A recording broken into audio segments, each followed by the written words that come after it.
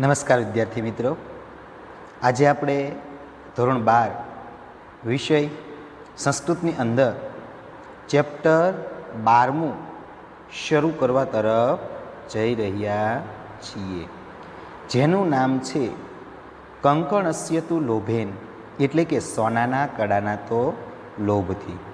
વિદ્યાર્થી મિત્રો, આગળના લેક્ચરમાં આપણે 12મું જે ચેપ્ટર છે તેની સ્ટોરી જોઈ હતી.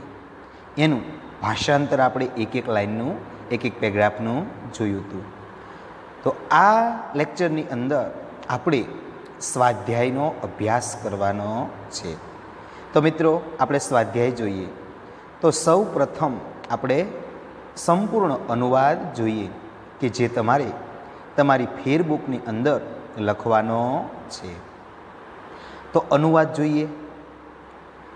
હવે મહેલની છત ઉપર આરામથી બેઠેલા રાજકુમારો સામે કથાનો આરંભ કરવાના આશયથી તે પંડિતે કહ્યું, બુદ્ધિમાનોનો સમય કાવ્યશાસ્ત્રના આનંદમાં વીતે છે, જ્યારે મૂર્ખાઓનો સમય વ્યસનમાં, ઊંઘવામાં કે ઝઘડવામાં વીતે છે. તેથી આપણા મનોરંજન માટે કાગડા, કાચબા વગેરેની અદ્ભુત મનોહર વાર્તા હું કહીશ. રાજપુત્રો બોલ્યા, હે શ્રીમાન, કહો. પંડિતે કહ્યું, તમે બધા સાંભળો. અત્યારે મિત્રલાભનું પ્રકરણ રજૂ કરું છું. તેમાં આ પ્રથમ વાર્તા છે. જેમ કંકણના લોભથી અત્યંત મુશ્કેલીથી બહાર આવી શકાય તેવા ઊંડા કાદવમાં ડૂબેલો વૃદ્ધ વાઘને ભોજન માટે પ્રાપ્ત થયેલો મુસાફર મૃત્યુ પામે છે. રાજપુત્રોએ કહ્યું, આ કેવી રીતે બન્યું? તો તેણે કહ્યું, તે બોલ્યો, દક્ષિણારણ્ય નામના વનમાં એક ઘરડો વાઘ રહેતો હતો. તે સ્નાન કરેલો, હાથમાં દર્ભ ધારણ કરીને સરોવરના કિનારે બોલે છે, અરે ઓ મુસાફરો, આ સુવર્ણ કંકણ લઈ લો. ત્યાર પછી લોભને લીધે આકર્ષાયેલા કોઈક મુસાફરે મનમાં વિચાર કર્યો કે આ તો ભાગ્યથી જ સંભવે છે, પરંતુ જ્યાં પોતાને શંકા જન્મે તેવી બાબતમાં પ્રવૃત્તિ કરવી નહીં.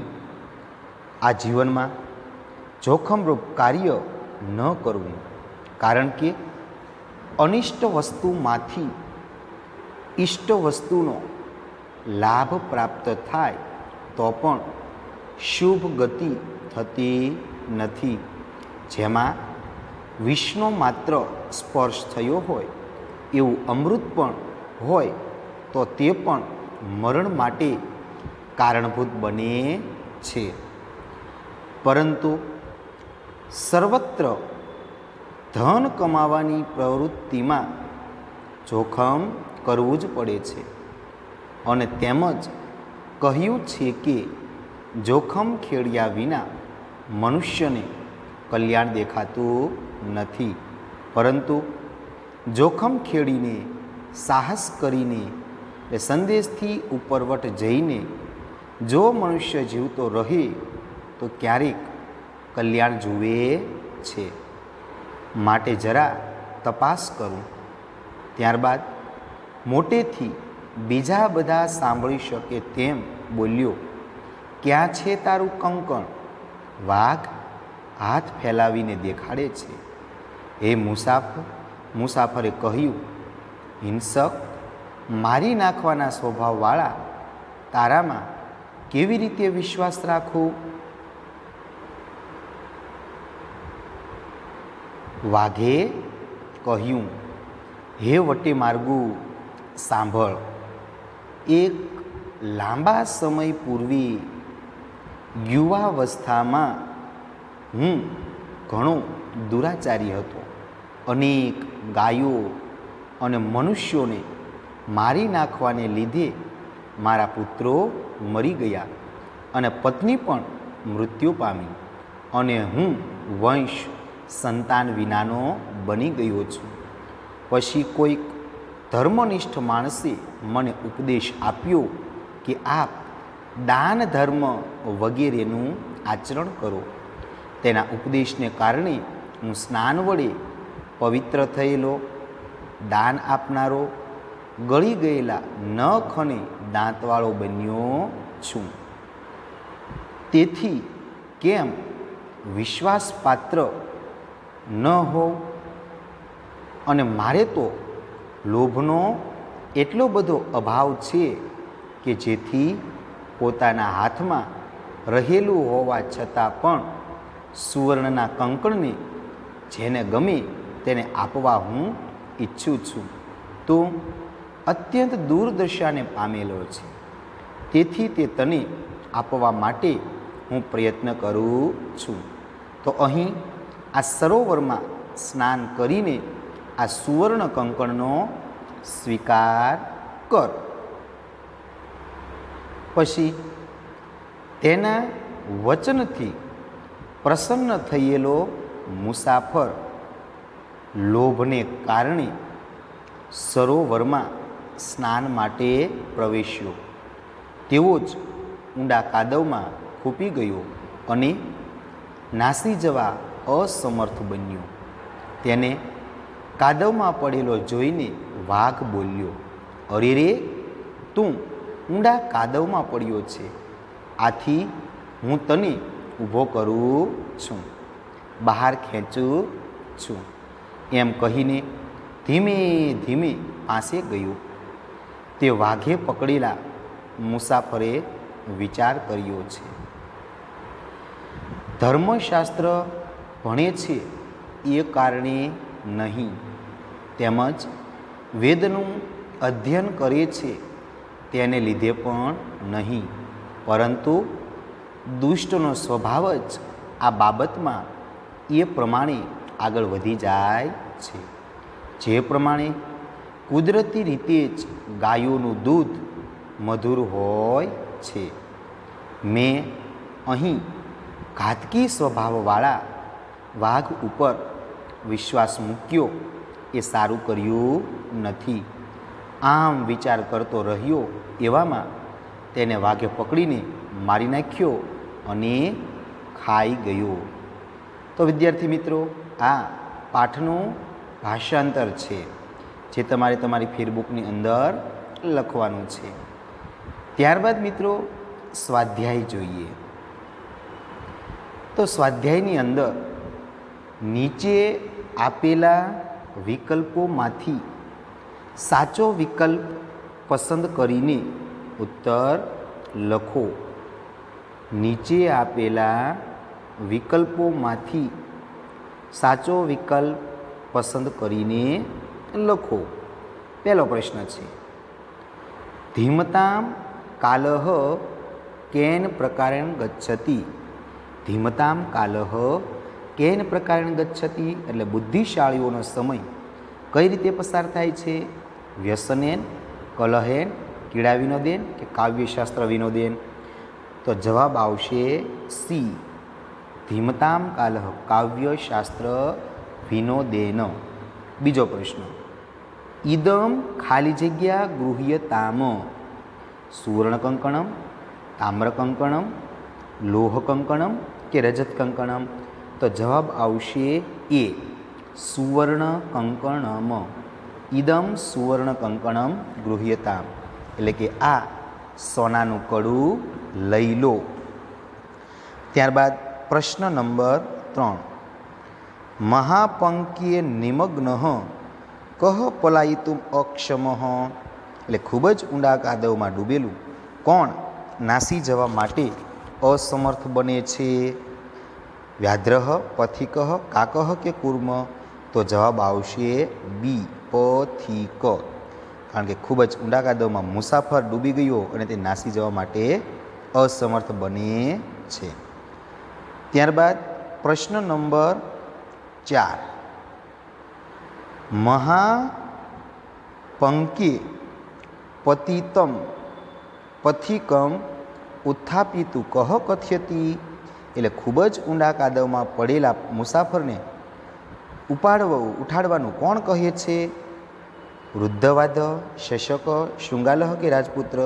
તો જવાબ આવશે એ, વૃદ્ધ વ્યાદ્રહ. એટલે કે વૃદ્ધ વાઘ પથિકને ઉઠાડવાનું કહે છે. ત્યારબાદ અનિષ્ટાત ઇષ્ટલાભે અપી કા ગતિ ન જાયતે. એટલે કે અનિષ્ટ વસ્તુમાંથી ઇષ્ટ વસ્તુનો લાભ થાય તો પણ કેવી ગતિ નથી થતી? તો અનિષ્ટો જવાબ આવશે સી, શુભામ ગતિ. એટલે કે શુભ ગતિ થતી નથી.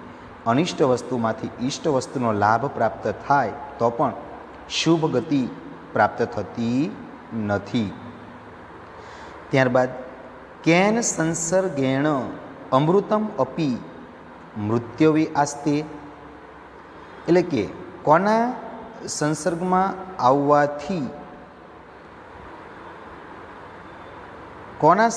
આવવાથી અમૃત પણ મૃત્યુ બને છે? મિત્રો આમાં ખાસ ધ્યાન રાખજો, આ વ્યાકરણને લગતા જે પ્રશ્નો છે આમાં એક સરખા જવાબ હોય. વિષ, વિષમ, વિષહ કે વિષે? તો વિષ. વિષના સંસર્ગમાં આવેલું અમૃત પણ મૃત્યુનું કારણ બને છે. ત્યારબાદ યુવાવસ્થાયામ વ્યાદ્રહ કીદૃશમ આવૃત્ત. એટલે કે યુવાવસ્થામાં વાઘ કેવો હતો? તો સુસંવૃત્ત, મારાત્મક કે દુર્વૃત્ત કે ધાર્મિક? તો દુર્વૃત્ત, એટલે કે ખરાબ વૃત્તિવાળો. યુવાવસ્થામાં વાઘ ખરાબ વૃત્તિવાળો હતો. ત્યારબાદ અનેકાન ગો વધાત મે પુત્રા મૃતાહા. તો અનેક પ્રાણીનામ, માનુષાનામ, ગોમૂળાનામ કે ગોમાનુષાનામ? તો જવાબ આવશે ડી, ગોમાનુષાનામ. કે અનેક ગાયો અને મનુષ્યોના વધથી મારા પુત્રો મૃત્યુ પામ્યા છે. 9મો વ્યાધ્રસ્ય વચચા પ્રીતઃ પથિક કુત્ર પ્રવિષ્ટ. એટલે કે વાઘના વસનથી પ્રસન્ન થયેલો મુસાફર ક્યાં પ્રવેશ કરે છે? તો સરોહ, એટલે કે સરોવરમાં. વાઘના વચનથી પ્રસન્ન થયેલો મુસાફર સરોવરમાં પ્રવેશ કરે છે. ત્યારબાદ 10મો પ્રશ્ન. પયઃ પ્રકૃતયા ખાલી જગ્યા મધુરમ ભવતી. પયઃ પ્રકૃતયા ખાલી જગ્યા મધુરમ ભવતી. તો અજામ, ગવામ, નંદિન્યા કે ભુવઃ? તો જવાબ આવશે બી, ગવામ. ગાયોનું દૂધ કુદરતી રીતે જ મધુર હોય છે. તો મિત્રો આ ઓપ્શન છે અને સાથે સાથે એના જવાબો પણ આપવામાં આવેલા છે. ત્યારબાદ પ્રશ્ન નંબર 2. નીચેના પ્રશ્નોના સંસ્કૃત ભાષામાં ઉત્તર લખો. નીચેના પ્રશ્નોના સંસ્કૃત ભાષામાં ઉત્તર લખો. પહેલો પ્રશ્ન છે મૂર્ખાણામ કાલહ કેન પ્રકારેણ ગચ્છતિ. એટલે કે મૂર્ખાઓનો સમય કઈ રીતે વીતે છે? તો મૂર્ખાઓનો સમય કાલહ વ્યસનેન કે નિદ્રયા. એટલે મૂર્ખાઓનો સમય વ્યસનોમાં, નિદ્રામાં અને ઊંઘવામાં પસાર થાય છે. ત્યારબાદ પ્રશ્ન નંબર 2.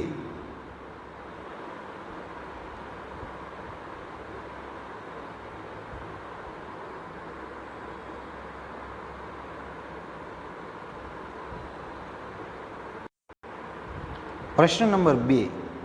વૃદ્ધ વ્યાધ્રહ સરસ તીરે કિમ અબ્રવીત, એટલે કે વૃદ્ધ વાઘ સરોવરના કિનારે શું બોલે છે? તો વૃદ્ધ વ્યાધ સ્નાતઃ કુશ હસ્તઃ સરસ તીરે અબ્રવીત હો ભો પાંથા ઇદમ સુવર્ણ કંકણમ ગૃહ્યતામ, કે અરે ઓ મુસાફરો, આ સોનાનું કડું લઈ લો. ત્યારબાદ પ્રશ્ન નંબર 3. લોભાકૃષ્ટેન પાંથેન કિમ આલોચિતમ, લોભથી આકર્ષાયેલા મુસાફરે શું વિચાર્યું?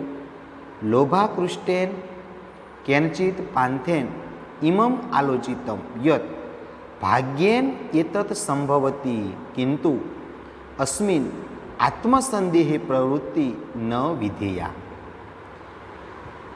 એટલે કે ભાગ્યથી જ આ સંભવ બને છે, પરંતુ જેમાં પોતાને શંકા થાય તેવી પ્રવૃત્તિ ન કરવી જોઈએ.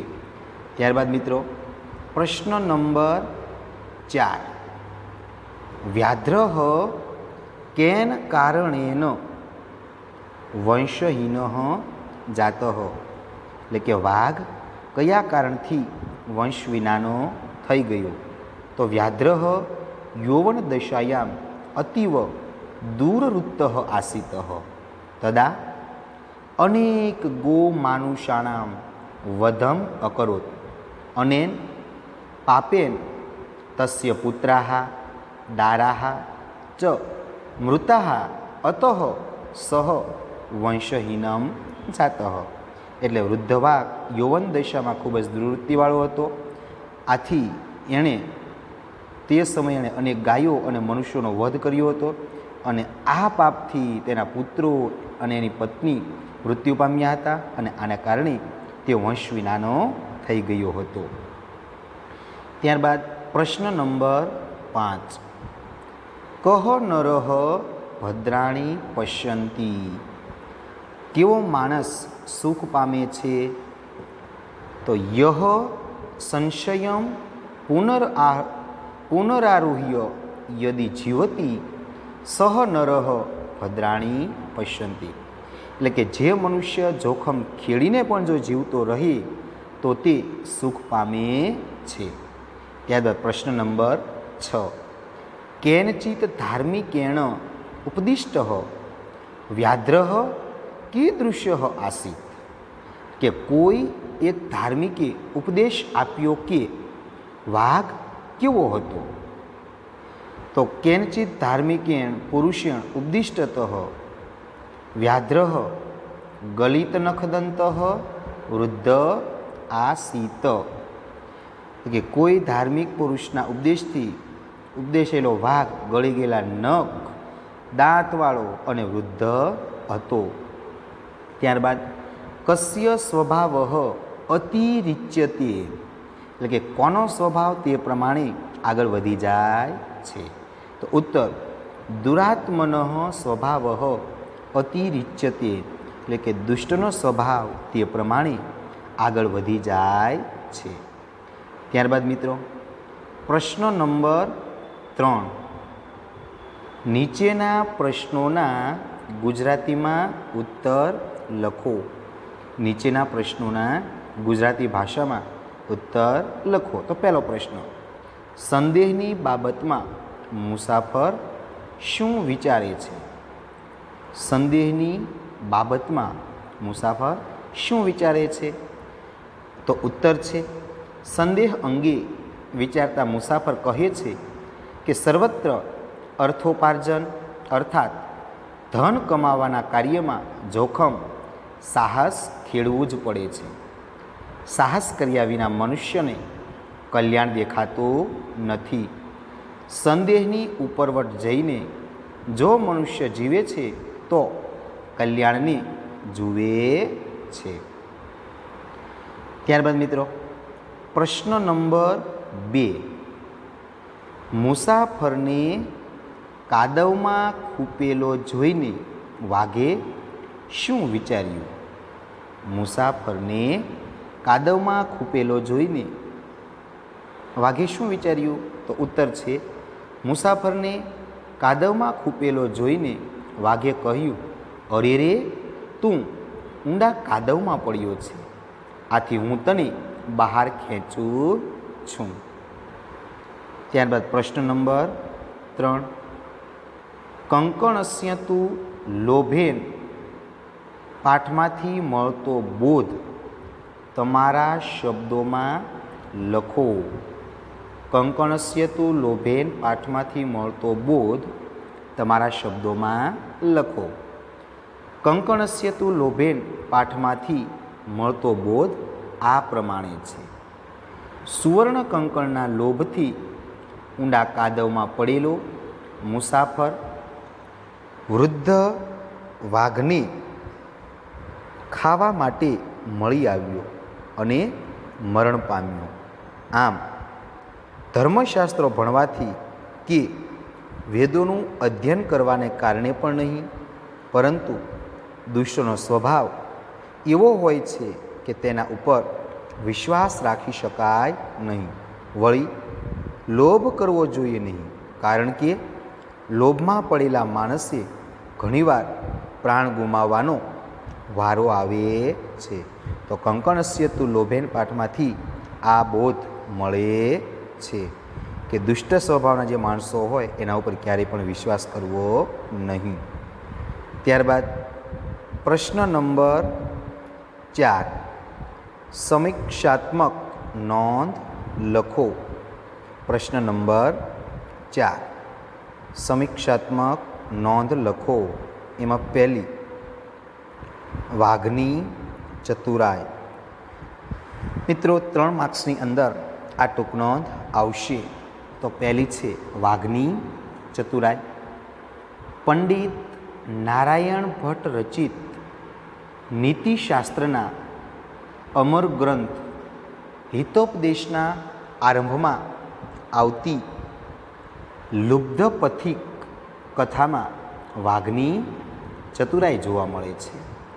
એક ઘરડો થયેલો વાઘ હવે શિકાર કરવાની શારીરિક શક્તિ ગુમાવી ચૂક્યો હોવાથી શિકારને પોતાની જાળમાં ફસાવવા માટે સ્નાનથી પવિત્ર થઈ ત્યાગી અને દાતાનું રૂપ ધારણ કરે છે. તેની પાસે રહેલું સુવર્ણનું કંકણ દેખાડીને તે આવતા જતા મુસાફરોને આ કંકણ લેવા માટે કોઈ તો આવો એમ ટહેલ નાખે, એટલે કે પહેલ કરે છે. આ રીતે પોતાની વાતોમાં લોભાઈ જનાર નિર્દોષ મનુષ્યનો શિકાર કરવાની તે ઈચ્છા રાખે છે. અંતે વાઘની આવી છળકપટ ભરી લોભામણી જાળમાંથી એક લોભી મુસાફર આવી જાય છે. તે હિંસક તથા વિનાશક એવા વાઘની વાતોમાં વિશ્વાસ મૂકે છે અને ઊંડા કાદવમાં સુવર્ણ કંકણ લેવા માટે ઉતરે છે. પરિણામે તે કાદવમાં ખૂટી જાય છે. ધૂર્ત અને ચાલાક વાઘ તેને, અરે રે, તું કાદવમાં ડૂબી ગયો છે, હું તને ખેંચીને તેમાંથી બહાર કાઢું છું એમ કહીને ધીમે ધીમે તેની પાસે જઈને તેને પકડી લે છે. પછી તેને મારી નાખે છે અને ખાઈ જાય છે. વાઘે પોતાના જીવન દરમિયાન પ્રાણીઓનો શિકાર કરીને પોતાની ભૂખ સંતોષી છે. હવે વૃદ્ધાવસ્થા આવી હોવાથી તેના નખ, દાંત વગેરે ગળી ગયા છે. તેથી પહેલાં જેવું શિકાર કરવાનું બળ હવે રહ્યું નથી. આથી તે સોનાના કંકણનો લોભ આપીને શિકાર કરવાનો વિચાર કરે છે. વાઘના આ વિચારની પાર્શ્વભૂમાં મનુષ્ય પાત્રનો લોભી સ્વભાવ કારણભૂત છે. અહીં એ વાત જણાઈ આવે છે કે વાઘની લોભામણી વાતોમાં કોઈ પશુ પક્ષી આવતું નથી, પરંતુ માણસ જ આવી શકે તેમ છે. કેમ કે માનવીની પ્રકૃતિમાં લોભ નામનો વિકાર રહેલો છે. વાઘ પોતાની બુદ્ધિમત્તાનો ઉપયોગ કરીને મૂર્ખ મુસાફરને ફસાવે છે અને ખોરાક મેળવવામાં સફળ થાય છે. ત્યારબાદ વિદ્યાર્થી મિત્રો, ટૂંકનોંધ નંબર 2, લોભ વૃત્તિનું પરિણામ. લોભ વૃત્તિનું પરિણામ 3 માર્ક્સની અંદર મિત્રો ટૂંકનોંધ આવે છે. તો બીજો પ્રશ્ન, લોભ વૃત્તિનું પરિણામ. કંકણસ્ય તુ લોભેન પાઠમાં એક લોભી મુસાફરની વાત છે. હિતોપદેશ નામના પંડિત નારાયણ ભટ્ટના આ ગ્રંથમાં પણ પંચતંત્રની માફક પશુ પક્ષીઓની વાર્તાઓ દ્વારા નીતિશાસ્ત્રનું પ્રતિપાદન કરવામાં આવ્યું છે. દક્ષિણારણ્ય નામના એક વનમાં રહેતો ઘરડો વાઘ સ્નાન કરીને હાથમાં દર્ભ ઘાસ લઈને પોતાની પાસે રહેલા સુવર્ણ કંકણ વડે આવતા જતા વટે માર્ગોને લોભાવતો કહેતો હતો કે અરે ઓ મુસાફરો, આ સુવર્ણ કંકણ લઈ લો. પરંતુ પ્રકૃતિથી જ હિંસક એવા વાઘના સ્વભાવને જાણતા કોઈ પણ પ્રાણી પક્ષી તેની પાસે ફરક્યા નહીં, પરંતુ ત્યાંથી પસાર થતા સુવર્ણના કંકણથી આકર્ષાયેલો લોભી મુસાફર વાઘની વાતમાં વિશ્વાસ મૂકે છે. તે વિચારે છે કે આ તો સદભાગ્યથી જ શક્ય બને, પરંતુ ધન પ્રાપ્ત કરવાના કાર્યમાં સર્વત્ર જોખમ જ હોય છે.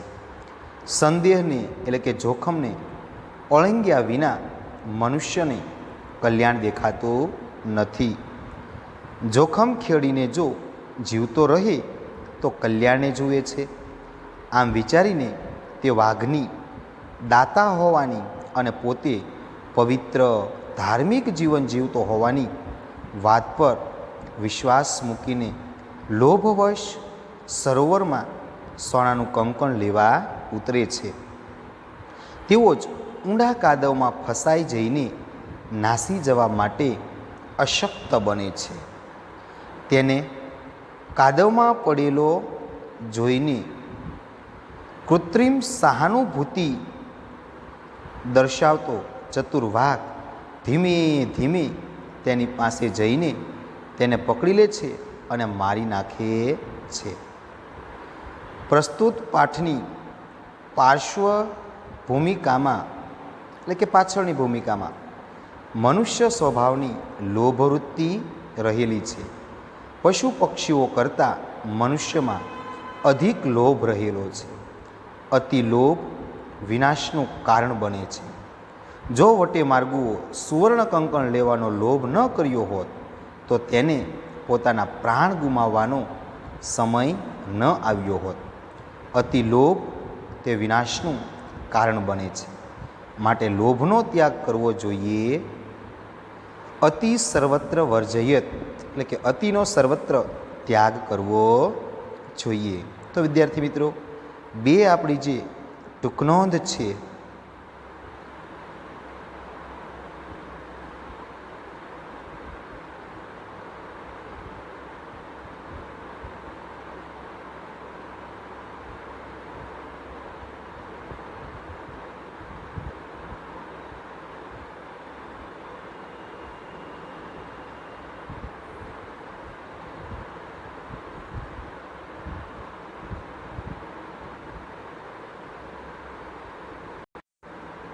નીચેના વાક્યોને સસંદર્ભ સમજાવો. ન સંશયમ અનારુહ્ય નરો ભદ્રાણી પશ્યંતિ. ન સંશયમ અનારુહ્ય નરો ભદ્રાણી પશ્યંતિ. સૌપ્રથમ મિત્રો, આ સંદર્ભ છે એ 3 માર્ક્સની અંદર પૂછાય છે. તો સૌથી પહેલાં એનો અનુવાદ કરવાનો, ત્યારબાદ એનો સંદર્ભ લખવાનો અને સ્પષ્ટીકરણ લખવાનું. તો આવી રીતે મિત્રો આપણે અનુવાદ કરવાનો છે. ન સંશયમ અનારુહ્ય નરો ભદ્રાણી પશ્યંતી. તો અનુવાદ: સંદેહ સાહસ ખેડ્યા વિના માણસને કલ્યાણ દેખાતું નથી. તો મિત્રો એની સમજૂતી: પ્રસ્તુત શ્લોકાર્થ પંડિત નારાયણ ભટ્ટે રચેલા પ્રાણી કથાઓના ગ્રંથ હિતોપદેશના પ્રથમ પ્રકરણ મિત્ર લાભમાંથી સંપાદિત કરવામાં આવેલા કંકણસ્યતુ લોભેન ગદ્ય પાઠમાંથી લેવામાં આવ્યો છે. તો મિત્રો આ સંદર્ભ થયો. સંદર્ભનો આપણે અલગથી પણ મુદ્દો પાડવો હોય તો પાડી શકીએ. એટલે 3 મુદ્દા બને: અનુવાદ, સંદર્ભ અને સ્પષ્ટીકરણ. ત્યારબાદ સમજૂતીનો મુદ્દો દેવાનો. એકવાર દક્ષિણારણ્યમાં રહેતો એક વૃદ્ધ વાઘ સ્નાન કરીને હાથમાં દર્ભ રાખીને બોલે છે કે અરે ઓ મુસાફરો, આ સોનાનું કંકણ લો. ત્યારે સુવર્ણના લોભ વડે ખેંચાઈને કોઈ એક મુસાફર મનમાં વિચારે છે કે આવું તો નસીબ જોગે સંભવ બને, પરંતુ જ્યાં જીવનનું જોખમ હોય ત્યાં પ્રવૃત્તિ ન કરવી. છતાં પણ સર્વત્ર ધનોપાર્જનની પ્રવૃત્તિમાં તો જોખમથી ભરેલી જ છે. એમ કહેવાયું છે કે સંદેહ એટલે કે સાહસ કર્યા વિના માણસ પોતાના કલ્યાણ કે હિત એટલે કે સુખ સાહેબીને વગેરેને જોતો નથી, તથા જોખમ વેઠીને સંદેહથી ઉપરવટ જઈને જો કદાચ તે જીવતો રહે તો પોતાના કલ્યાણને જુએ છે.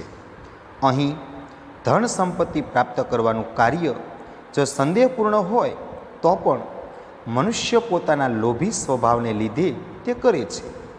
તેથી જો જીવતો રહે તો તેને પ્રાપ્ત થયેલો ધનલાભ, તેમાંથી મળેલું સુખ, આનંદ, ભોગ વગેરે જોઈ શકે છે.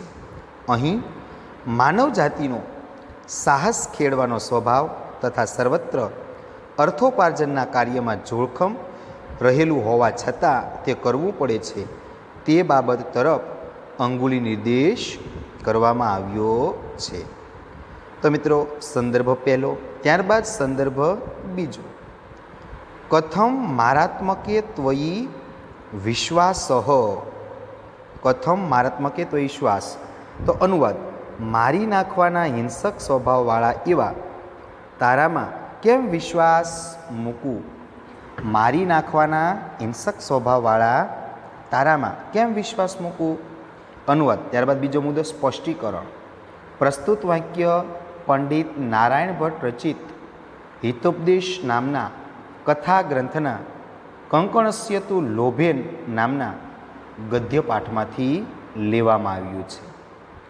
એકવાર દક્ષિણારણ્ય નામના એક વનમાં રહેતો એક ઘરડો વાઘ એક સરોવરના કિનારે સ્નાન કરી અને હાથમાં દર્ભ સહિત લોકોને કહે છે, અરે ઓ મુસાફરો, આ સોનાના કંકણનો સ્વીકાર કરો.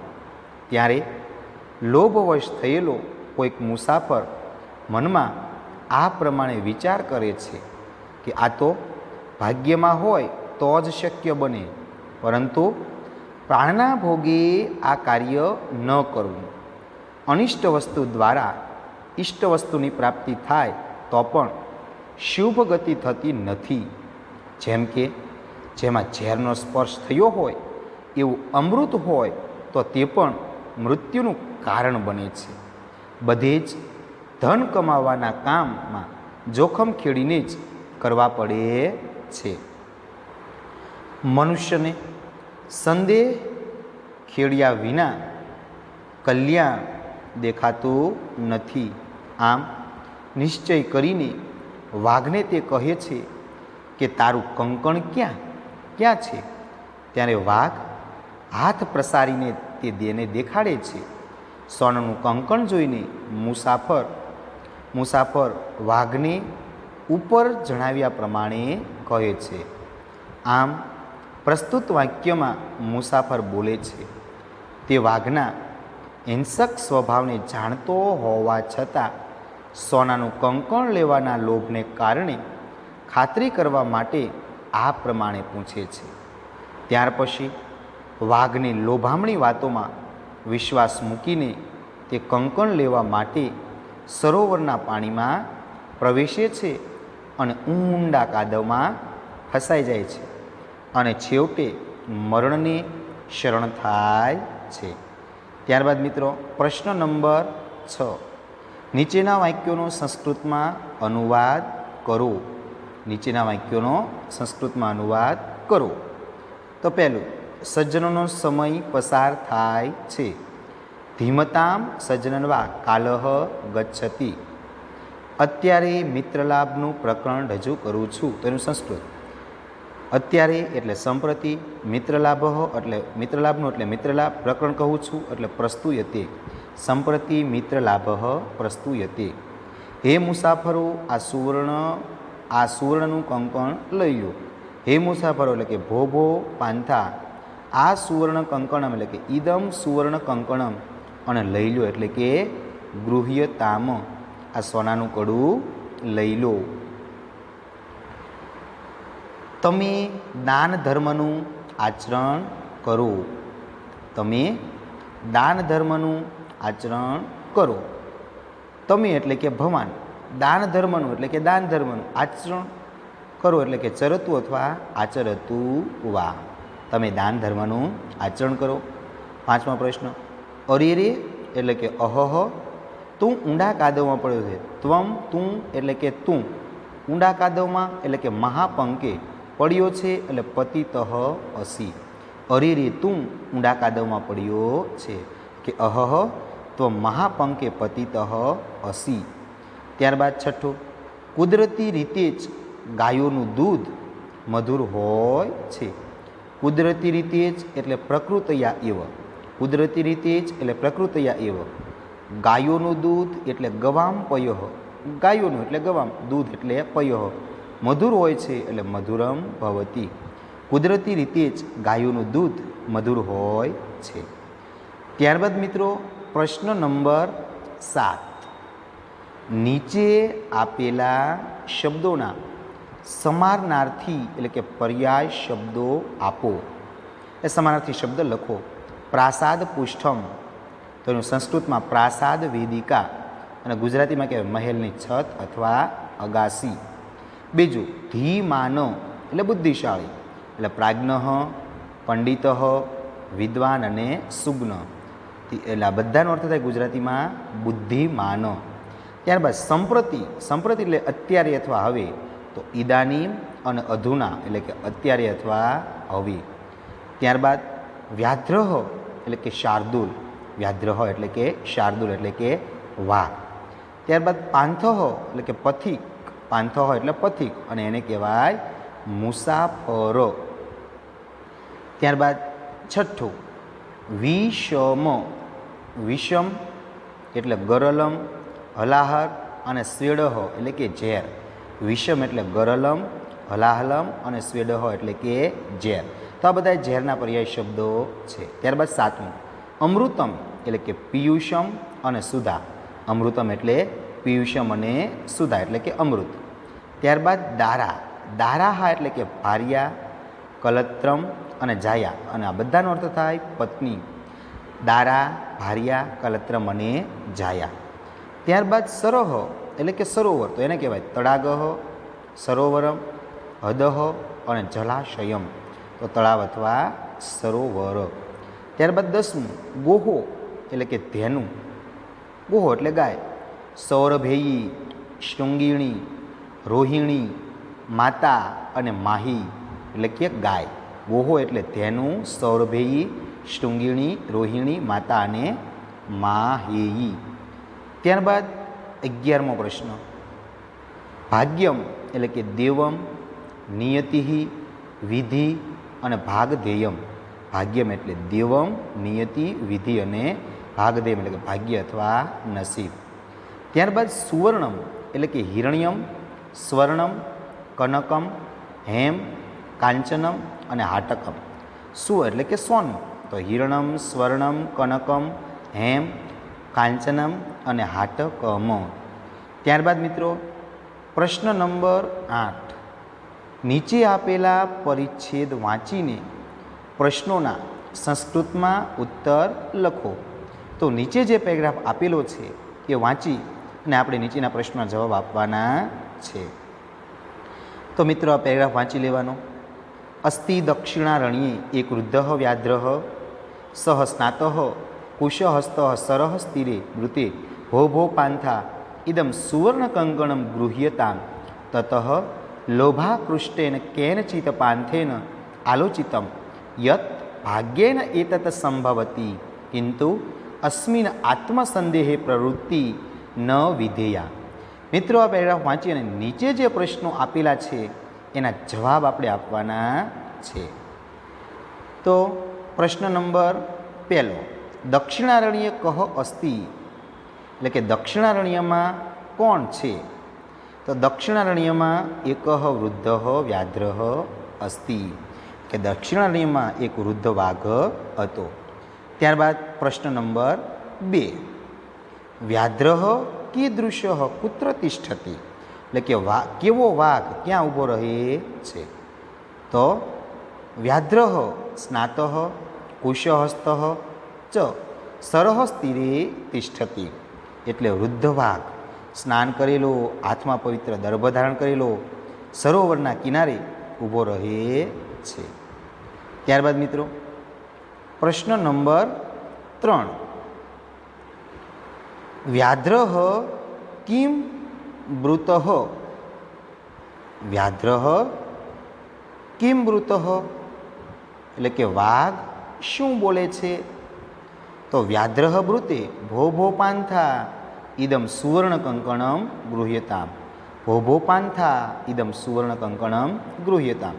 ત્યારબાદ પ્રશ્ન નંબર 4, લોભાકૃષ્ટેન પાંથેન કિમ આલોચિતમ, એટલે કે લોભથી આકર્ષાયેલા મુસાફરો શું વિચારે છે? તો જવાબ લોભાકૃષ્ટેન પાંથેન આલોચિતમ યત એતત ભાગ્યેન સંભવતી કિંતુ અસ્મિન આત્મસંદેહે પ્રવૃત્તિ ન વિધેયા, એટલે કે ભાગ્યથી જ આ સંભવ બને છે, પરંતુ જેમાં પોતાને શંકા થાય એવું કામ કરવું જોઈએ નહીં. તો વિદ્યાર્થી મિત્રો, આ સ્વાધ્યાય અહીં આપણે પૂર્ણ કરીએ છીએ.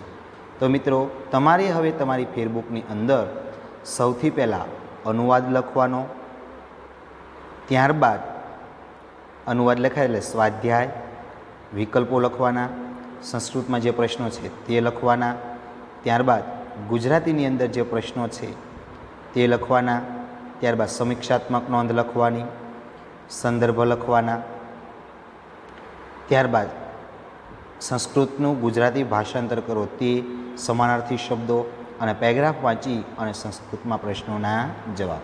તો વિદ્યાર્થી મિત્રો, એટલું આપણે પાઠ જે 12મો છે એનો સ્વાધ્યાય એ આપણે પાકો કરવાનો છે. તો વિદ્યાર્થી મિત્રો, અહીં આપણે પાઠ બીજો પૂર્ણ કરીએ છીએ.